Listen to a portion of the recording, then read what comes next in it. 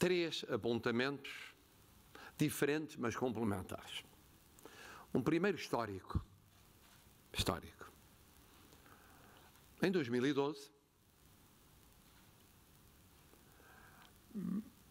chegou ao meu conhecimento, muito longe de imaginar que viria a exercer estas funções, uma iniciativa da AHP,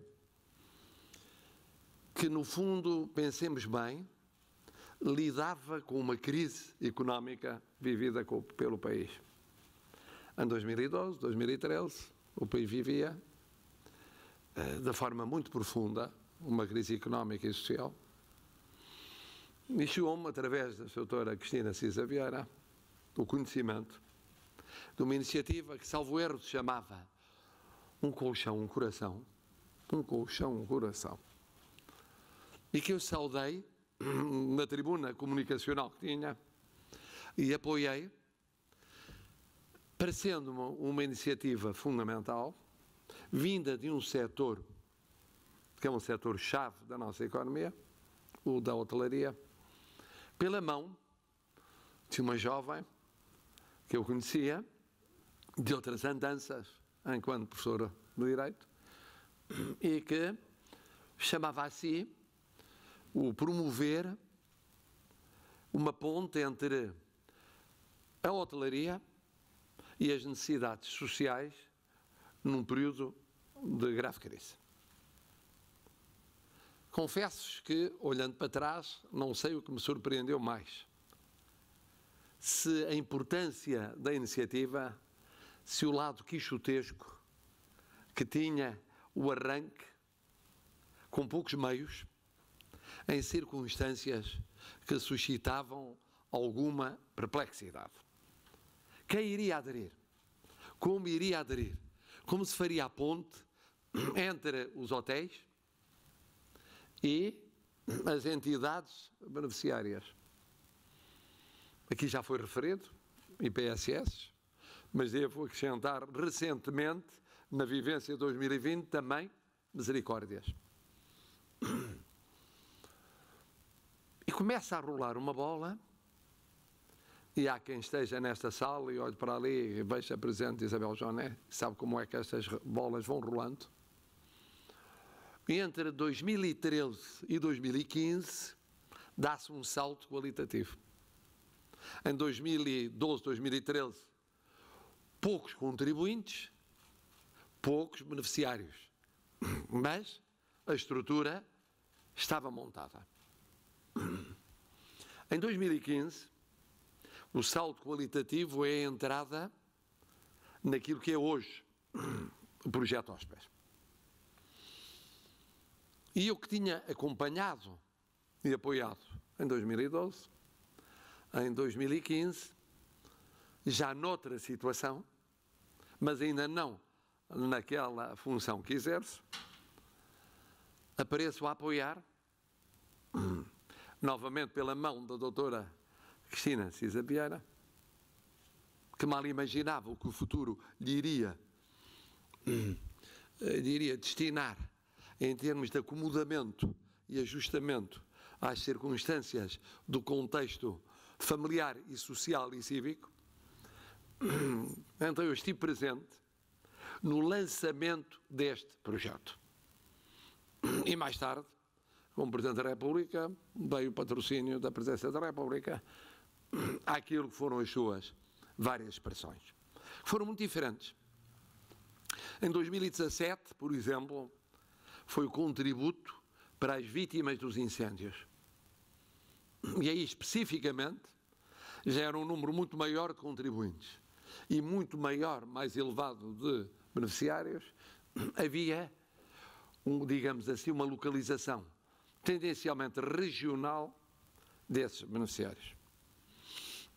2 anos envolvidos, entrou a ideia adicional do desperdício, da luta contra o desperdício. E sofisticava-se, como aqui foi muito bem explicado, aquilo que era o projeto inicial. Aumentaram os contribuintes, aumentaram os beneficiários.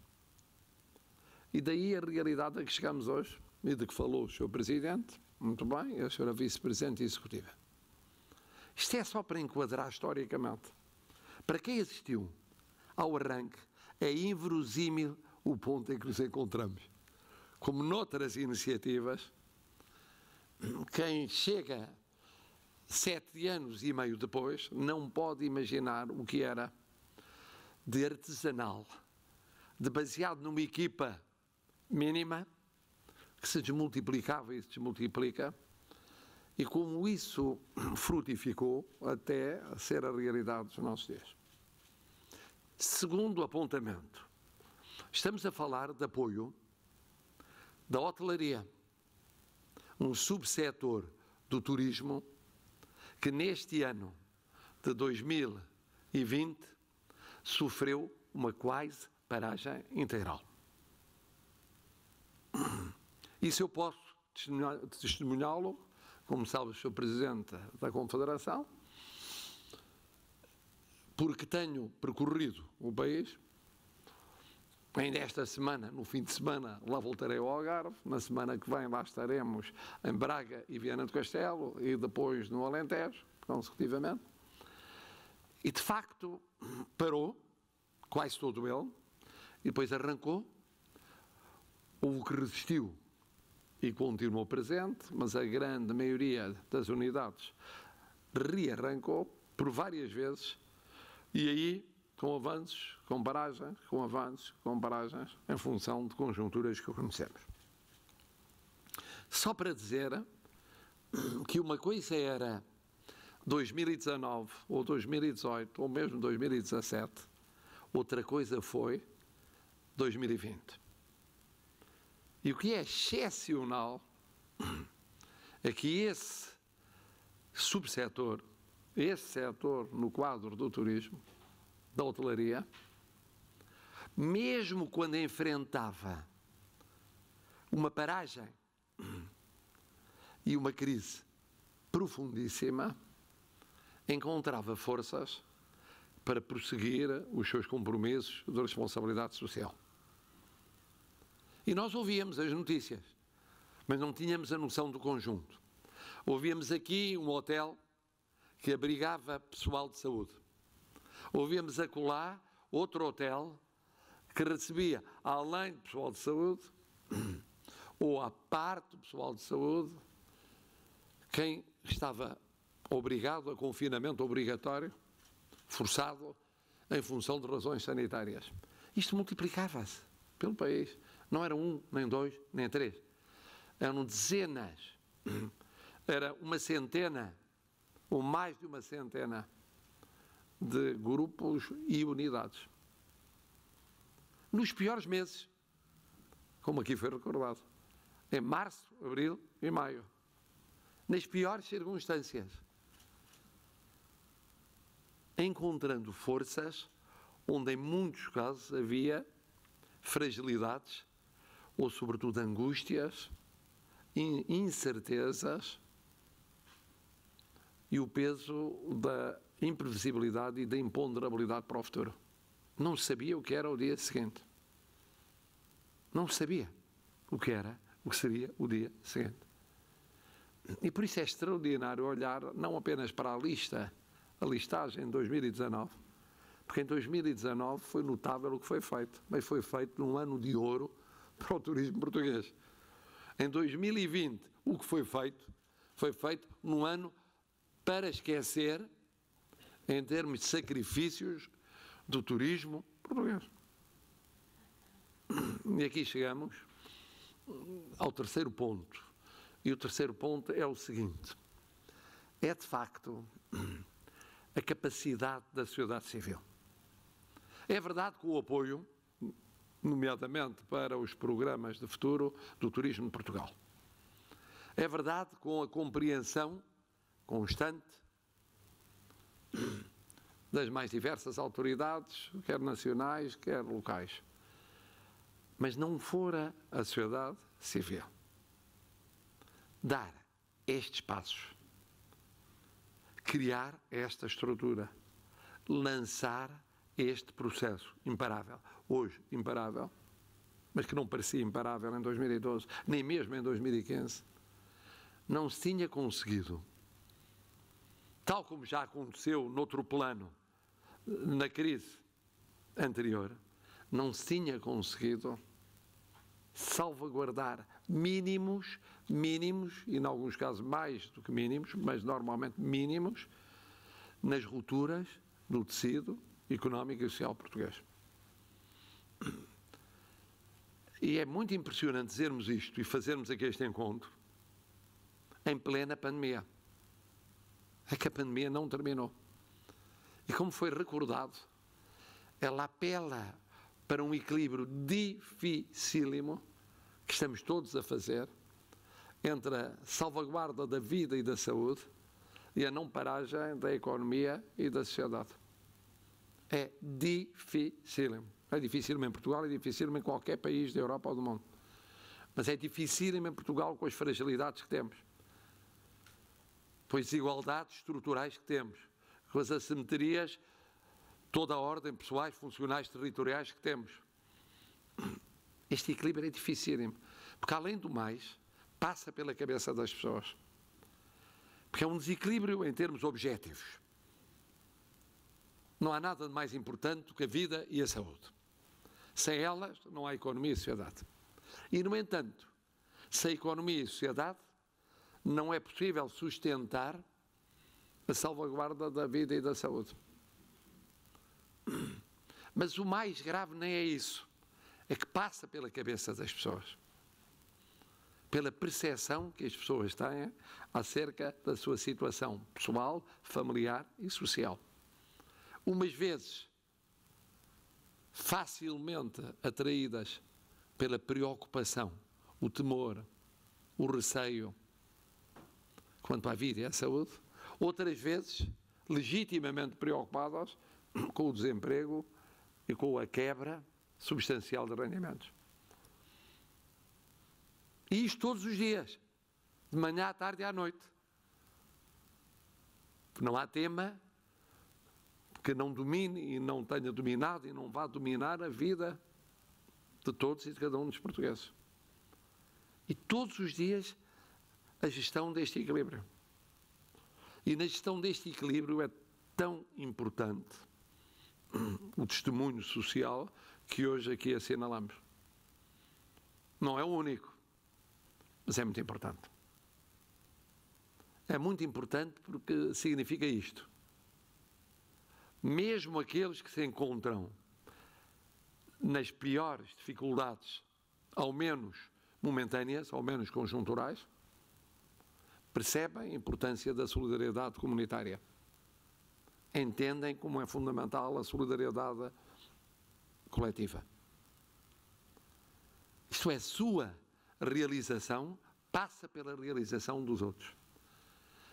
E não é por uma questão egoísta, porque se os outros se não realizarem, vai ser mais difícil na prática fazer andar um setor. Não, é muito mais do que isso. É sentir que verdadeiramente se quebram laços sociais ao deslaçar do tecido social. E para além de certos limites, um tecido social deslaçado tem muita dificuldade em voltar a reencontrar-se, a refazer os laços que foram destruídos. Não há, a não ser na ficção, momentos de paragem como houve na nossa sociedade e noutras, e o recomeçar a vida envolvidos uns meses como se nada se tivesse passado. Eu devo dizer que nada me impressionou mais do que ouvir 2 ou 3 grandes economistas teóricos explicaram em março, em meados de março, Sr. Presidente, não se preocupe, que isto que vai acontecer é muito simples.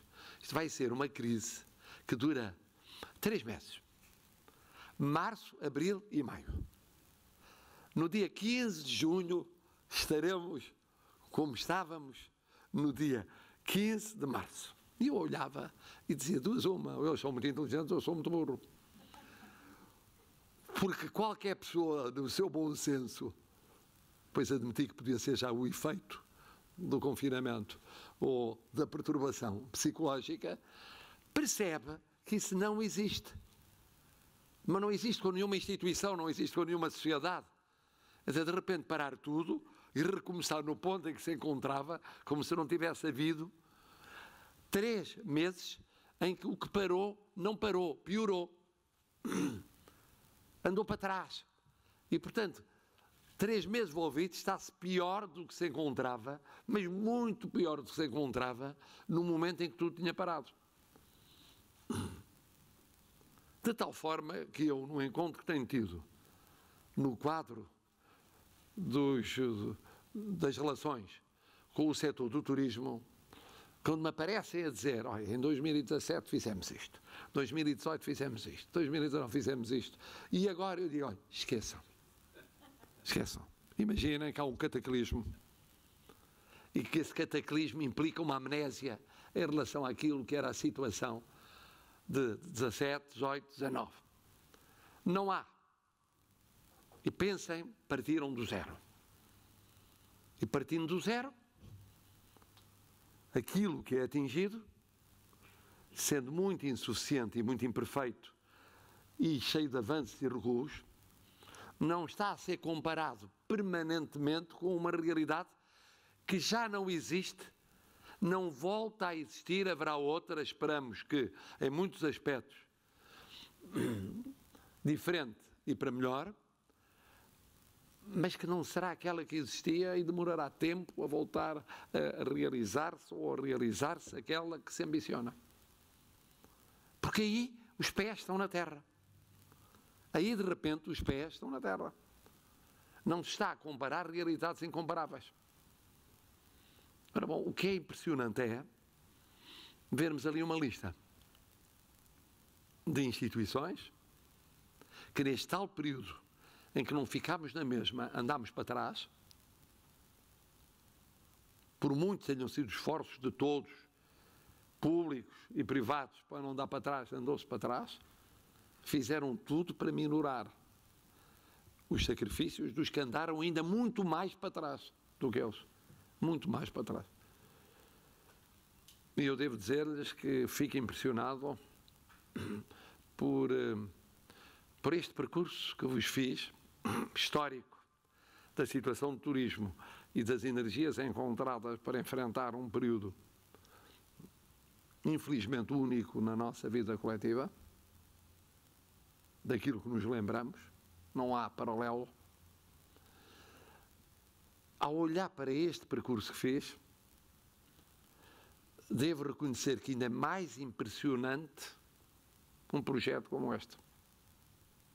Mais impressionante para quem assistiu à forma como nasceu, aos objetivos, apesar de tudo, modestos que tinha, e ao ambiente em que foi formulado, foi delineado e foi concretizado. E termino agradecendo muito, não apenas a quem concebeu e concretizou e continuará a concretizar o projeto Hóspedes, mas a todas as instituições que contribuíram. Todas e cada uma. Infelizmente não é possível o que normalmente aconteceria. Estariam aqui todas, receberiam aquilo que passou ali num instante, receberiam como mereceriam ter recebido e receberão em anos próximos, se Deus quiser, mas o que é facto é que essas instituições foram um exemplo para todos nós. São um exemplo para todos nós. Não são o único exemplo. Há, felizmente, muitas instituições e muitos portugueses anónimos foram um exemplo durante este período e estão a ser um exemplo. Se vos posso pedir alguma coisa, é que porque a pandemia não terminou e porque as carências não terminaram e porque estas e outras vão continuar a existir, que não parem aquilo que foi o vosso exemplo de, mais do que responsabilidade social, de dádiva pessoal e social. Não parem. Descobrirão uma coisa muito simples. Descobrirão que ficaram mais felizes ao contribuírem para a felicidade dos outros. Hoje são mais felizes do que eram antes deste último contributo para a felicidade dos outros. Muito obrigado.